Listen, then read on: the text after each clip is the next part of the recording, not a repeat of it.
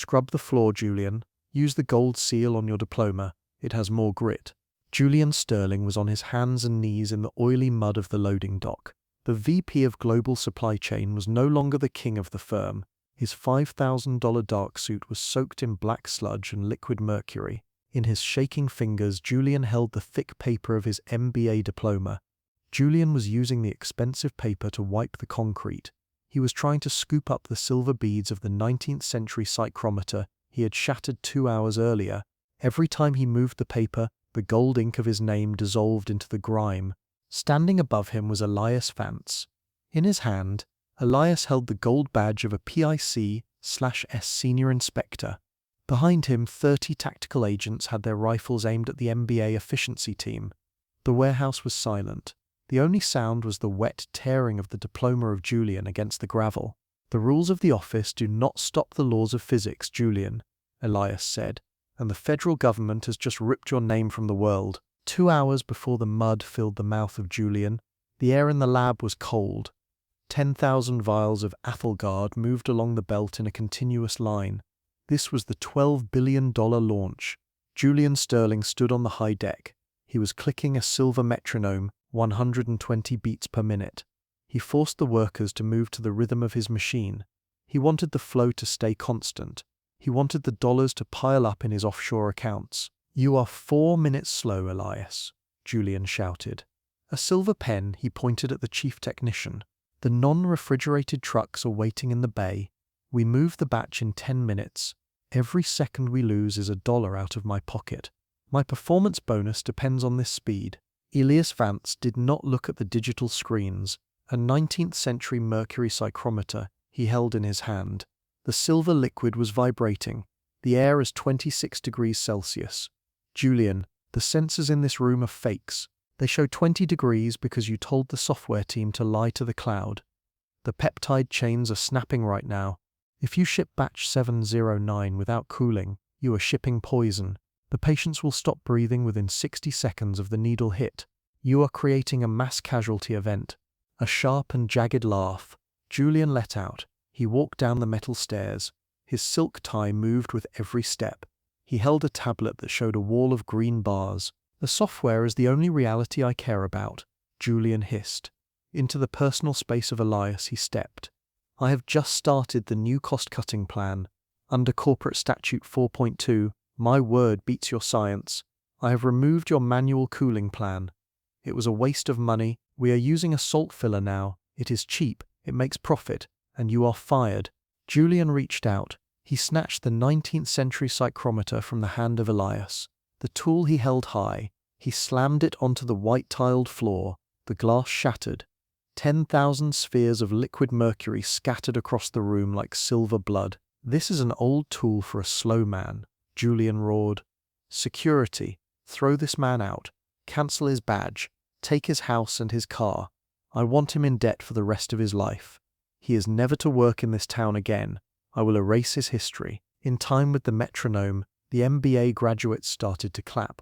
The word zero they chanted over and over. They were happy to remove the slow human. Kevin, the lead associate, sat at a screen. He hit a single key. "I just deleted your 20-year research folder. Elias, your work is now 0 bytes of trash. You do not exist anymore." Elias did not struggle. While the guards dragged him toward the rain-soaked exit, he looked back at the mercury on the floor. "The mercury is out of the tube now, Julian," Elias said, "and you have no idea how fast it spreads." Outside the gate in the rain, Elias stood. The first truck started its engine. He reached into his coat. A secure satellite phone he pulled out. He dialed a number that was not in the corporate phone book. "This is Senior Inspector Vance," Elias said. "Target Julian Sterling has sent out the poison batch. I have the physical proof. Send the tactical units. Lock the gates. Seal the perimeter." Onto the metal deck, Julian Sterling ran. From his pocket he pulled the private phone. Shaking fingers pressed the buttons for the secret line. Deputy Director Sampson of the Federal Medical Bureau was his only hope. $3 million Julian had paid in bribes to this man over 5 years. Every dollar was an investment in silence. "Sampson, we have a crisis at the dock," Julian shouted. To the tactical agents below he turned his back. A rogue team is blocking batch 709. I need to stay on the warrant now. This $12 billion shipment is national security. Shut them down. Silence came from the phone for 10 seconds. Julian looked at the screen. The call was live. The seconds ticked by. Sampson? Why are you not speaking? In a steel cell, Sampson sits. A new voice answered. It was not Sampson. The voice belonged to the chief of the Federal Oversight Committee. We took him 30 minutes ago. He gave us your name, Julian. He gave us your bank files to save his own skin. Your bribes are now the main evidence in a racketeering case. And down to the metal floor, the phone slipped. Through the gaps of the grate it fell. It hit the concrete 40 feet below and shattered. Elias Vance walked up the steel stairs, a second control tablet he held in his hand. No words for the fallen VP he had. Only the monitors on the wall mattered. Blue light hit his face as he typed. Sampson was just a target. Julian, we watched every cent you sent to his secret account in the islands. You bought a cage for yourself. To the agents below, Elias turned. Lock the doors, stop the machines, cut the power to the main gate. For the master terminal, Julian lunged. Stop! That is my work. I have the right to move the batch under Section 4.2. With one hard motion, Elias shoved Julian back against the rail. On the screen he typed a 16-digit key. This was the core kernel of the building. Moving boxes is not the goal, Julian, Elias said. Control of the hardware is the goal. The final key Elias hit. Across the loading dock, the 20 trucks let out a loud hiss of air. Violet lights flashed on the trailers. The engines died. The ECU engine lockout is now on, Elias announced to the room. I fused the electronic brains of every truck. The brakes are locked. These trucks are now 40-ton bricks. No one moves this poison unless I say so. To the lead associate, Julian screamed. Kevin, use your screen. Break the lock. Use the master codes I gave you. Kevin stared at his monitor. The color of bone his face became. I cannot, Julian. The system says I am a threat. All 12 of our MBA accounts are dead. The server has erased our names. We are locked out of the world. What is the risk of batch 709? Inspector Vane asked as he walked to the trucks. The molecules are dead and angry, Elias said. On the screen he showed the chemical graph. The peptide chains snapped at 26 degrees. They are now a neurotoxin. When a patient takes 0.5 milliliters, the poison hits the brain in 10 seconds. The lung muscles stop moving. The person drowns while standing in their own house. The heart fails 3 minutes later because it has no air. This is a murder kit. Sarah backed away from the crates. At Julian she looked with fear.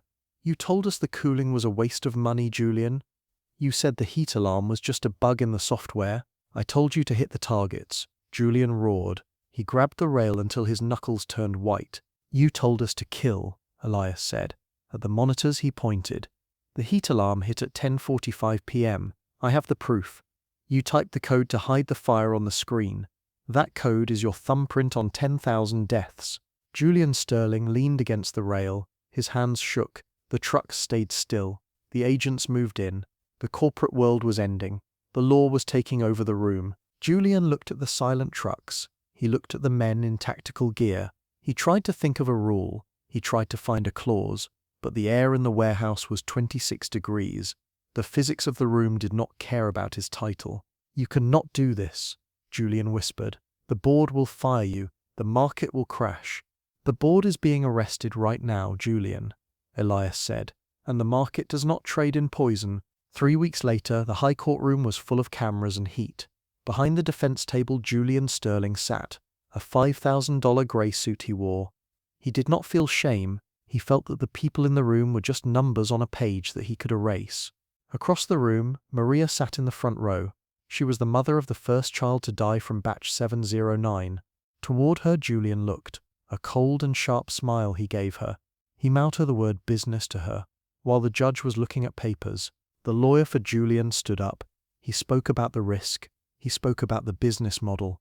He said that a few deaths were a small price for the growth of the firm. He called the poison a statistical noise. Your Honor, the risk was spread across a wide group, the lawyer said. My client was only trying to keep the trucks moving for the sake of the market. He followed the rules of the board. Elias Vance stood up from the other table. No papers he held, only a stack of large photos. He walked across the wood floor to the desk where Julian sat. He did not ask for permission. He took the first photo and slammed it onto the wood in front of the face of Julian. The sound was like a bone breaking in the silence. "Look at this, Julian," Elias shouted. His voice was a cold blade. "This is Maria. She was 7 years old. She took one hit of your cheap drug. Her lungs did not just stop, they folded in on themselves because your poison hit her brain in 10 seconds. She died while her mother was holding her hands and praying for a breath that never came. Look at her blue skin, Julian. Look at the blood in her eyes. Is this an acceptable cost for your bonus?" Julian tried to look away. He tried to turn his head to the wall, but Elias grabbed the chin of Julian with one hand. He forced the head of the VP down toward the photo. "Do not look away from your work, Julian," Elias roared. The defense lawyer screamed for the judge to stop the show. The judge did not move. He looked at the photo of the blue child. He looked at the cold eyes of Julian. Elias took the next photo. He slammed it on top of the first one. "This is Arthur. He was 60 years old. He worked in a factory for 40 years. He took your weight loss drug because he wanted to play with his grandkids. He choked to death in his kitchen. He spent 3 minutes trying to claw a hole in his own throat because he could not get air. His lungs were full of the salt you used to save $300,000 per batch." Julian began to shake. He tried to push the photos away with his hands. "I did not kill them.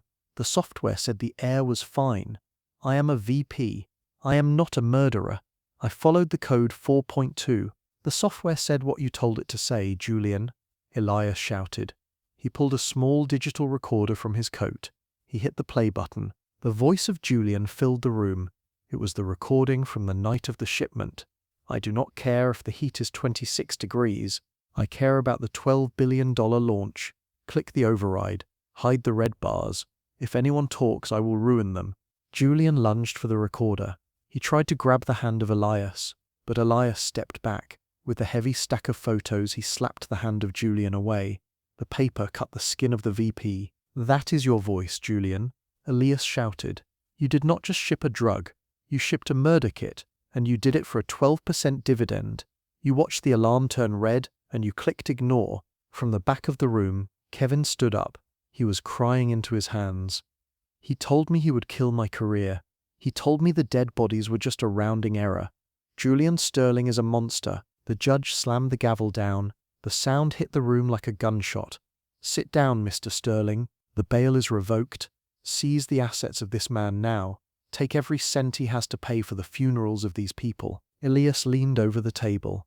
He was so close that Julian could see the gold badge reflected in the sweat on his own forehead.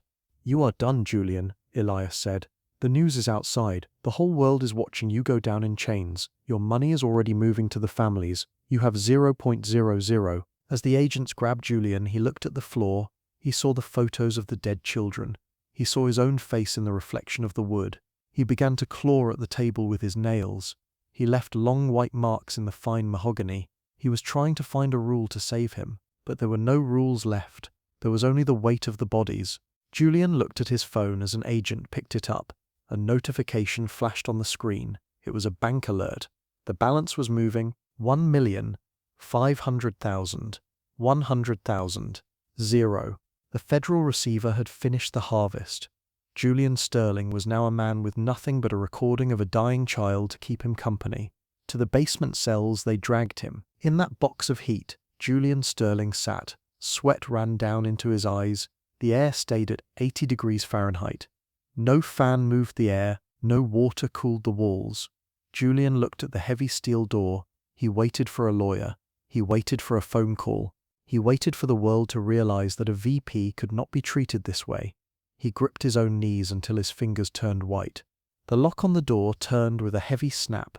Into the cell a man walked. He was large. He had grey hair and hands that were thick with old scars. He carried a plastic tray and a bucket of grey water. Julian looked up. He recognized the face. This was Miller. 3 years ago, Julian had fired Miller from the synthesis lab. Julian had told Miller that a 94% speed rating was the same as a 0. Julian had taken the pension of Miller to save a few dollars on the year-end report. "Miller," Julian whispered. His voice was cracked from the heat. "You are a guard here?" "I am the lead trustee, Julian." Miller said. He did not look at the face of Julian. He looked at the floor. The guards do not care about you, but I care about your speed. I heard you love a good plan to save time, so I have made a new cell plan for your stay. It is very efficient. Miller set the tray on the stone bench. On the tray was a piece of dry bread and a cup of warm water. Miller took out a stopwatch. Under the new rule, you have 60 seconds to eat. If you are slow, the tray goes back to the kitchen. We must stay fast. We must be lean. That is what you told me in the office. Do you remember, Julian? You said the human element was just a cost that needed to be cut. I am a human being. Miller, Julian screamed. He tried to stand, but the heat made his head spin. You cannot use a stopwatch on my food. This is a violation of the rules. The model says 60 seconds is enough, Julian, Miller said. He clicked the watch. Go. Your time is starting now. Julian lunged for the bread. He shoved the dry crust into his mouth. He choked on the dust of the bread. He reached for the water, but Miller pulled the tray back with a fast motion. 61 seconds, Julian, Miller said. He poured the water into the bucket of grey sludge. You are slow. You are a cost center now. And cost centers do not get to drink. That is the logic of the market. Against the concrete wall, Julian fell. He looked at the bucket of dirty water. He looked at Miller. He saw the cold and empty eyes of the man he had ruined. Now the real work starts, Miller said. He threw a piece of rough burlap onto the floor. The floor is dirty, Julian. You have 2 hours to scrub every inch of this block. If I find a single spot of dust, you do not get to sleep on the bench. You sleep on the wet stone. I want a 99% clean rating. Anything less is a total failure. With what? Julian cried out. I have no soap. I have no brush. I have nothing. From the pocket of his jumpsuit, Miller pulled a ruined piece of paper. It was the MBA diploma of Julian Sterling. It was torn. It was soaked in the black mud of the loading dock. The gold seal was covered in grease. Use this, Miller said. He dropped the parchment into the mud at the feet of Julian. The gold ink has good grit. It will help you scrub the grease away. Use your name to clean the floor, Julian. It is the only thing your name is good for now. Work fast. The clock is ticking. On his hands and knees, Julian Sterling dropped. Into the oily water he dipped his shaking hands. He took the paper that had cost him 4 years of his life and hundreds of thousands of dollars. He began to rub the concrete. He moved the paper back and forth. The gold letters of his name began to peel off. They mixed with the grime. They vanished into the dark water. Julian began to cry, but the heat dried his tears before they hit the floor. He scrubbed until his fingers bled. He scrubbed until the diploma was just a wet and grey rag. Keep moving, Julian, Miller shouted. The clock is never stopping. Stay efficient. In the office of the prison, Elias Vance watched the video feed. He saw Julian scrubbing the floor with his own name. He saw the sweat pouring off the man who thought he was a god of the supply chain. Elias did not smile. He did not feel joy. He only felt that the world was now back in balance. The weight of the bodies had been settled. Elias reached into his pocket. He pulled out a small silver coin. It was a coin from the 19th century. He flipped it into the air. The silver caught the light of the monitor. He caught the coin and put it back in his pocket. He turned off the screen. Out of the prison building, Elias Vance walked. He did not look at the wire. He did not look at the high walls. He walked to his black SUV and sat in the quiet of the night. He turned on the radio. The news said that the federal court had just finished the seizure of every cent Julian Sterling owned. The money was already moving to the families of the dead. The company was gone. The name was gone. The $12 billion had turned into a zero. Toward the long and open road, Elias drove. He saw the sun setting over the trees. The air was cool. The air was clean. He breathed in deep. He had the only thing that mattered in a world of lies. He had the truth. The work was finished. The poison was dead. The profit was zero. The truth was absolute. Watching Julian Sterling scrub sludge with the gold ink of his own MBA is the most satisfying liquidation of a corporate ego I have ever witnessed. It makes me wonder, if you were handed a $12 billion bonus, would you really have the spine to choose the lives of others over the cash? Between us, I spent far too long researching the exact temperature that snaps peptide chains just to make Julian's perfect model feel as fragile and dead as his career.